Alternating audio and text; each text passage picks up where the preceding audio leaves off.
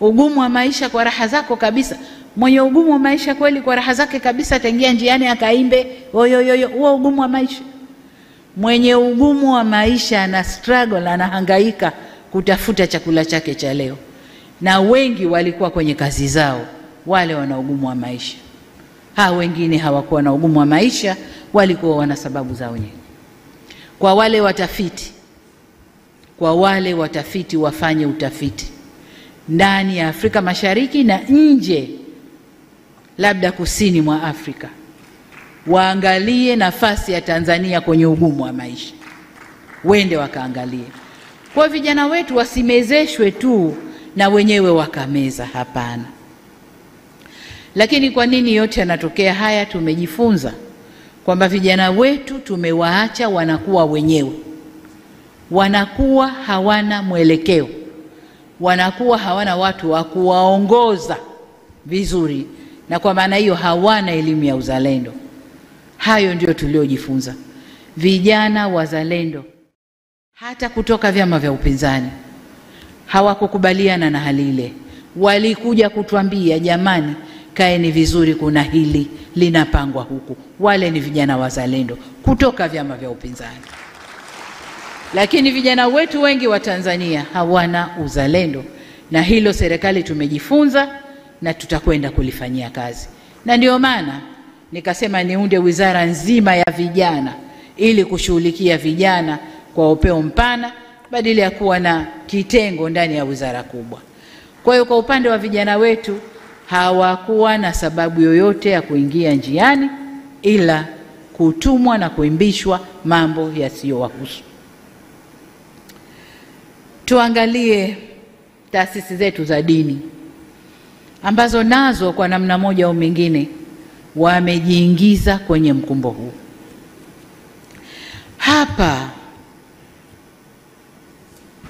unajua, unapokuwa kiongozi lazima ukubali wakati fulani kukosa umaarufu, lazima ukubali. Na kama kukosa umaarufu kipindi hiki kuelekea kampeni, kuelekea uchaguzi na baada ya uchaguzi, utaondoka tu. Lakini uondoke, turekebishe, tuseme kweli. Taasisi zetu za dini, tunasema Tanzania haina dini, si ndio? Lakini watu wetu wa Tanzania tuna dini. Na tuna dini za madhehebu mbalimbali. Tuna dini kuu sijui 4 sijui 5. Tuna Wakristo, tuna Waislamu, tuna Mabaniani, tuna mamonki wale sijui Buddha na wengine ambazo ziko huko zinafanywa. Lakini kubwa ni hizo 4 au 5.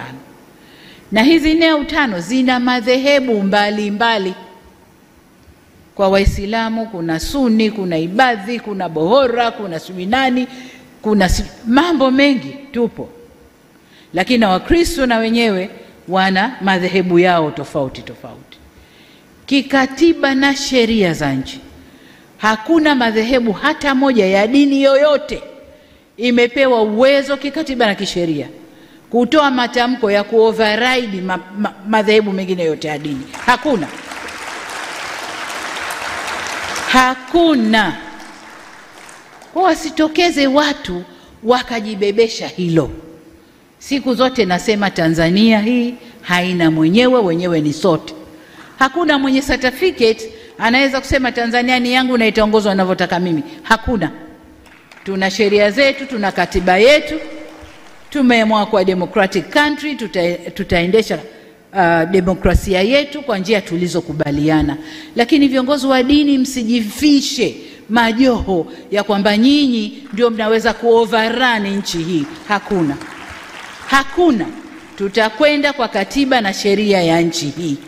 Hatutaendeshwa na madhehebu yoyote ya dini. Madhehebu ya dini na wafuasi wao.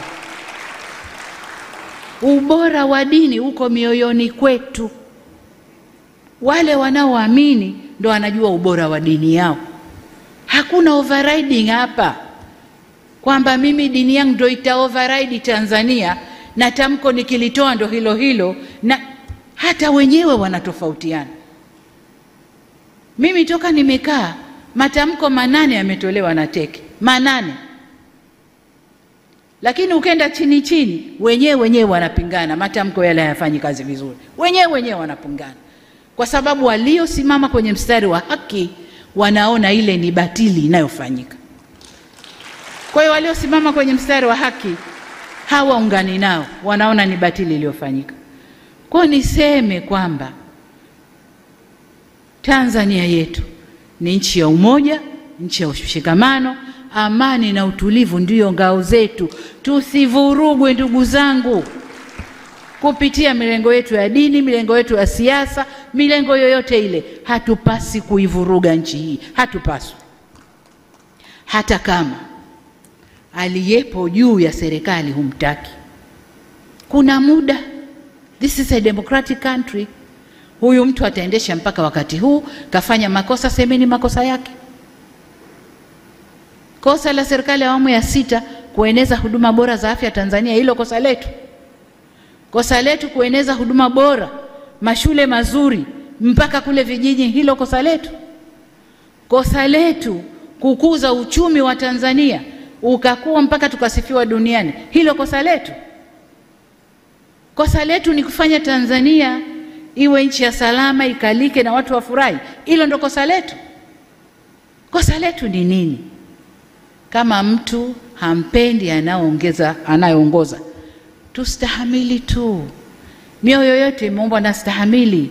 Demokrasia ipo, ataongoza, ataondoka. Kwani wote walioongoza kutoka mwanzo mpaka leo awamu ya 6 wote walipendwa na kila mtu? Nchi ilivurugwa. Sasa kama humpendi Samia, hakuna sababu ya kuvuruga nchi. Kama humpendi kwa alivyo, humpendi kwa dini yake, humpendi kwa alikotoka, hakuna sababu ya kuvuruga nchi. Katiba yetu, sheria zetu zipo. Nchi hii inaongozwa kwa katiba na sheria zetu. Hakuna sababu ya kuvuruga nchi ndugu zangu. Kwa ni waombe sana, zile sumu zinazotiwa huko, mnapotiwa sumu tumieni akili zenu. Najua hakuna eneo baya la kumpata mtu kama dini.